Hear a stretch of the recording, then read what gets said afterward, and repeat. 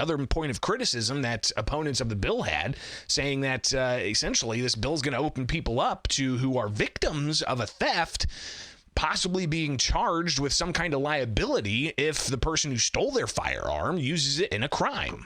Probably not for that civil penalty. So the general law is if somebody, commits a crime to get your gun and then commits a crime with the gun, technically you are not supposed to be civilly liable for that if you're sued by the injured person.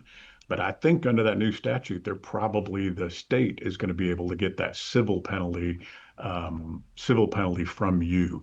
I will say there is one more issue when it comes to civil liability.